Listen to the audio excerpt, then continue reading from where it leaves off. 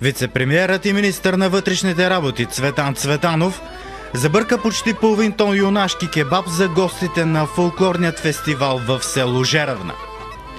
Рецептата включва 150 кг мръвка, 180 кг гъби, 80 кг стар лук, 40 връзки пресен лук, 1 кг стар чесън, 15 кг моркови, 5 литра олио, 5 кг масло и 10 литра червено вино. Гозбата къкри с непрекъснато бъркане 7 часа на жив огън. Това не било трудно. Успокояваше се сам вътрешният министър, докато въртеше голямата дървена лъжица в калайдисаната тава с диаметър 2 метра и бършише под край огнището. За втора поредна година вътрешният министър реши да влезе в машината на времето, която изпраща съвременният човек един век назад в миналото. Фестивалът на фолклорната носия се проведе за пети път в местността Добромерица, край село Жеравна, община Котел. Тече през първата събота и неделя след Голяма Богородица, а организаторите от ансамбъл Българе поставят безпрекословно изискване всички участници и гости да са облечени с народни, селски или градски носии от началото на 20 век.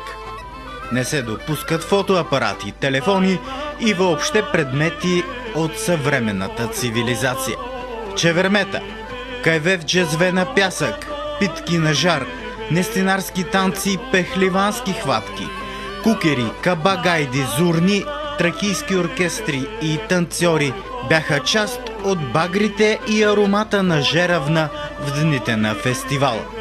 Цветан Цветанов и съпругата му Десислава се появиха хванати за ръка и с носиите, които им подариха миналата година. Тогава вице-премиерът каза, че се вижда в такъв вид за първи път и се чувства отлично. С еднакви везани ризи пристъпяха и момчетата от охраната му. Предишният път Цветанови дойдоха само с голямата си дъщеря Гергана, а това лято като кака си народна носия облече и 9-годишната Василена. До година ще дойдем и с третата София, обеща главата на семейството. А майтъпчи подхвърляха, че по договор с кметство Жеравна фестивалът ще се провежда тук още 25 години, така че Цветанови ще имат възможност да доведат тук зетьовете и внуците си. С нови 200 лева, а не с пари от миналия век, Цветан Цветанов дари младоженци от Смолян, които се врекоха във вярност с автентичен фолклорен обичай. Уважаеми зрители, следете информационните емисии на Котел Нюс и вижте разширени репортажи, отразяващи фолклорният фестивал на носията Жеравна 2012. Емоцията е да съхраним традициите от миналото и да се върнем в рамките на няколко часа с 150 години назад. Тази година сме довели вече и средната дъщеря. Надявам се, че до година ще доведем и най-малката дъщеря и ще бъдем в пълен комплект цялото семейство. Искаме просто да се потопиме в това изживяване, което се нарича българския фолклор и връщайки се 150 години назад. Разбрахме, че ще кумувате утре на сватба. Какво сте подготвили за младоженците? Това е изненада. Така че утре ще се разбере. Сега, ако го кажем, то няма да изненада.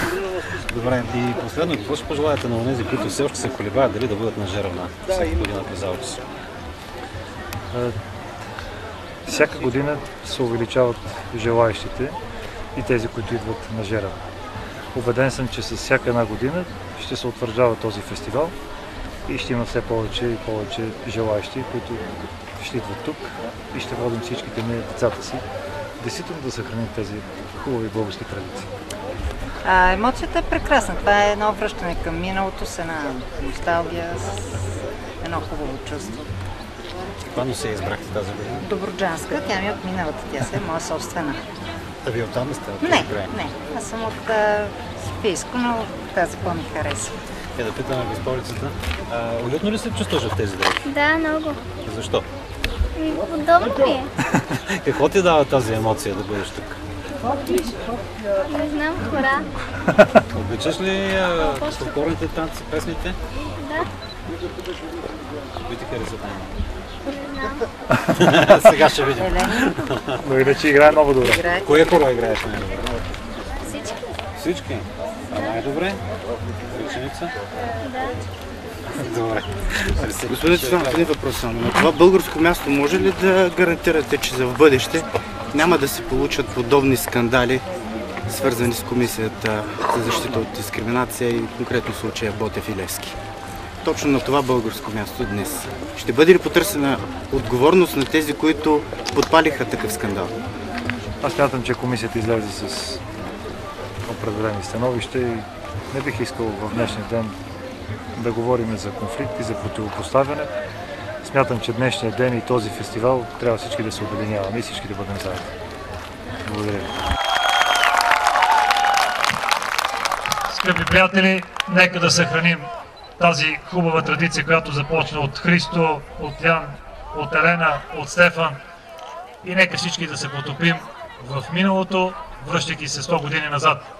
Нека да съхраним тези традиции, бъдете живи и здрави и нека да прекараме прекрасно предстоящите дни. Благодаря ви.